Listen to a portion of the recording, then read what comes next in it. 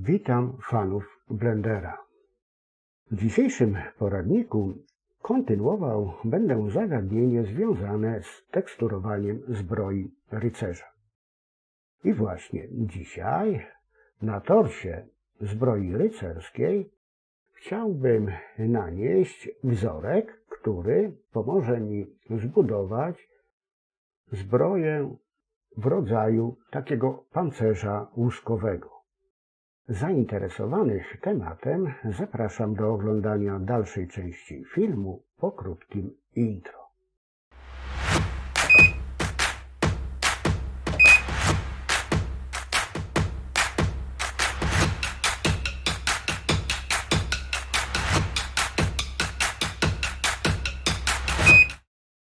Jeżeli oglądaliście moje dwa poprzednie poradniki o zbroi rycerza, to wiecie, jak do tego etapu doszedłem.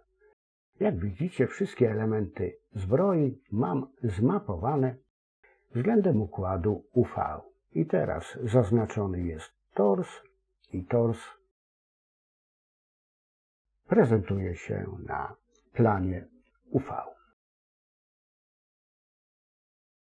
Teraz przejdę do trybu obiektowego, przeniosę się do zakładki Malowanie tekstur, zaznaczę rycerza, no już go nie widać, i teraz utworzę sobie wzorek takiej pojedynczej łuski na zbroi. I w tym celu dodam nowa tekstura i napiszę tak: zbroja, wzorek,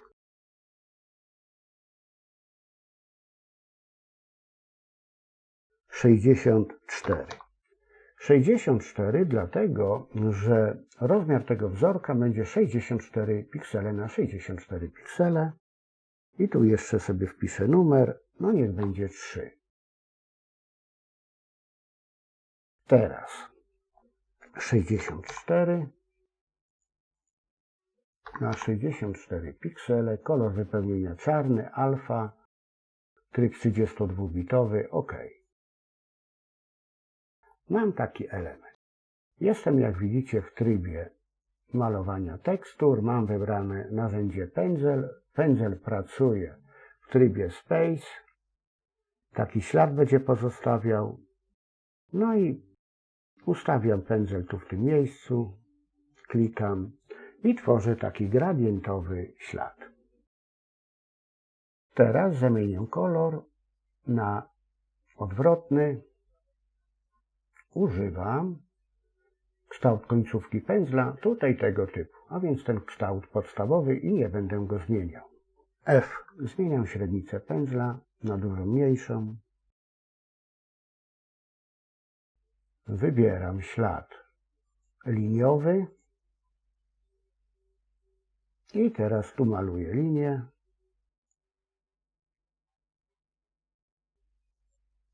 I z tej strony też maluję linię.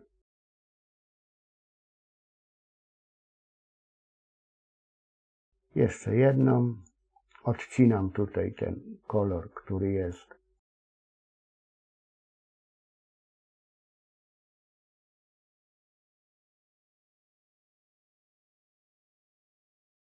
O, tak żeby go nie było widać, tego czarnego, mówię tego jasnego. I teraz mam taki element. Dodatkowo tu jeszcze przeciągnę sztych. Tak. I tak.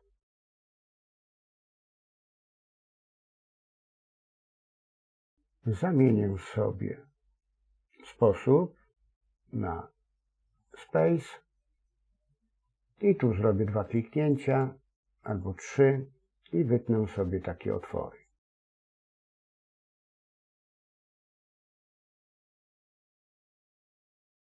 Mam taki detal. To jest pojedyncza płytka zbroi. Teraz tą teksturę zapisuję jako wzorek 64.3.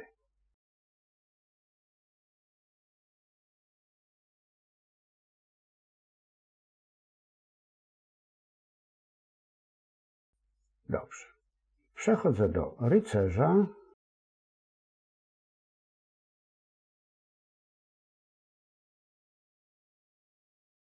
Przekładki UV, o najlepiej. I tworzę teksturę do materiału numer 2, do tego srebrnego. A więc nowy.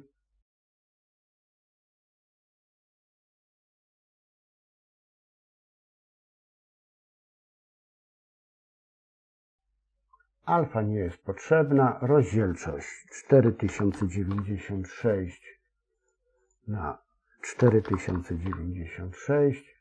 Nazwa zbroja.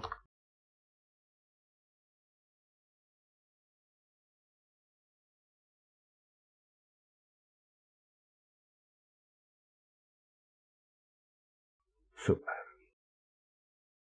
Teraz przejdę do trybu, do materiałów i tutaj jako kolor bazowy wskażę tą zbroję. I tutaj dodam obrazek tekstury i znajdę teksturę zbroja. Tą teksturę rycerza.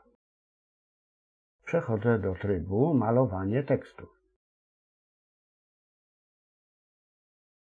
No i tutaj na samym dole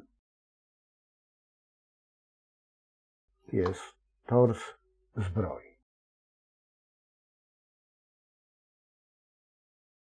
Dodam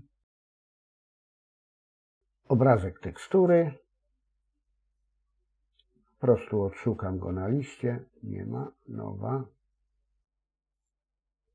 I teraz zbroja wzorek 64,3. A więc tą pojedynczą płytkę. Zwróćcie uwagę, że ułożenie siatki torsu zostało obrócone w prawo o 50 stopni, a więc wchodzę w zakładkę mapowanie i tutaj odwracam ustawienie pojedynczego kafelka. Zmieniła się orientacja. Dodatkowo rozwijam tryb alfa i tutaj włączam opcję kalkulacja. Będzie uwzględniany tylko kolor biały. Dodatkowo mogę ustalić, ile tych płytek chciałbym dodać. Bowiem zobaczmy. Jeżeli ja sobie tutaj wybiorę tryb malowania i średnicę pędzla powinienem ustawić na 64 piksele, bo taka jest rozdzielczość obrazka ze wzorkiem. A więc F, no i tutaj na górze mam 64 piksele. No i teraz zrobię próbny stych. Zamieniam oczywiście kolor na biały. Pracuję w trybie Space, a więc na tych domyślnych ustawieniach, no i tu sobie rysuję. Widzicie już, łuska została naniesiona. Ctrl Z, ale ja sobie zmniejszam, zwiększam jej ilość na obrazku i wykonuję powtórzenia według osi X i Y. I powiedzmy 4 chyba. I tutaj też 4. Teraz zobaczmy. No już jest dużo lepiej, tak? Tak może być. Jak mam dobraną rozdzielczość obrazka i rozdzielczość pędzla, to wszystko jest malowane w skali 1:1, a tutaj mam podgląd i widzę, jak ostre mam nanoszone detale. No to co? Malujemy.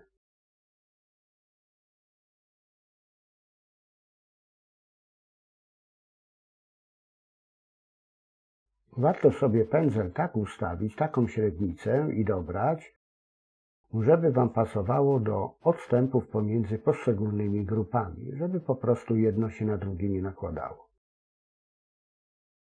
Dobrze, mam naniesiony detal. Zobaczcie, jak to się super tylko na tym torsie ułożyło. Jest nieźle. Przechodzę do trybu Shading cieniowanie. No i tutaj dokonam reszty operacji. Wypoziomuję, podniosę, żeby było więcej widać. No i co? Na początek dodam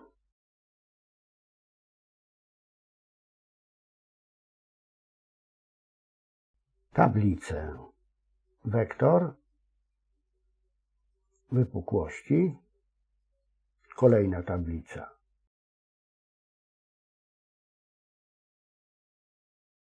konwerter, kolor ramp,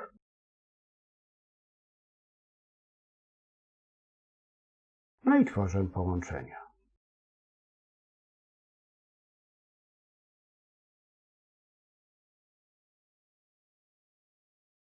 Już te elementy wypukłe na zbroi się pojawiły. Teraz zobaczcie. Będę rozszerzał zakres koloru białego i tworzył w ten sposób superpłytkę na zbroi.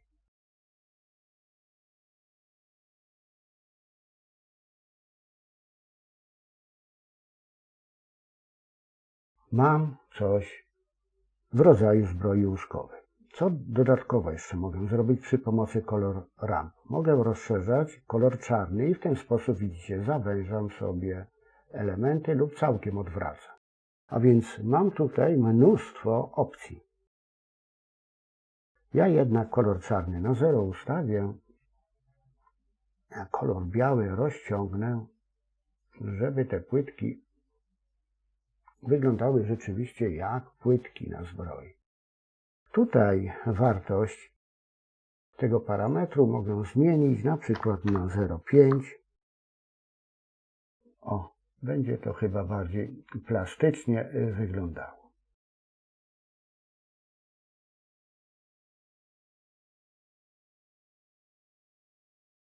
Teraz jeszcze chciałbym wykorzystać kolor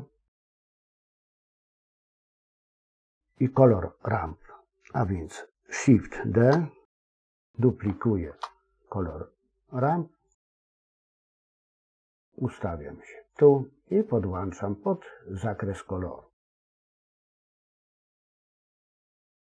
Teraz mam układ kolorów taki, jaki jest na wykresie kolor ramp. No ale tutaj przecież wszystko mogę sobie pozmieniać. Przechodzę do wartości 0, czyli koloru czarnego i tu sobie przypisuję kolor srebrny. 50% szarości, bo tak pamiętam, tak ustawiłem. Przechodzę do koloru białego, no i tutaj szukam tego mojego koloru.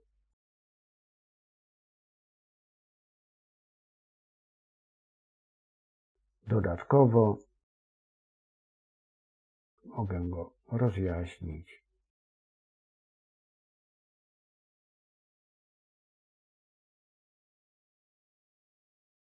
No i widzicie, mam naprawdę nieźle wyglądający pancerz łuskowy. I właśnie, tworząc sobie własne wzorki w Blenderze, możemy je potem przypisywać jako układ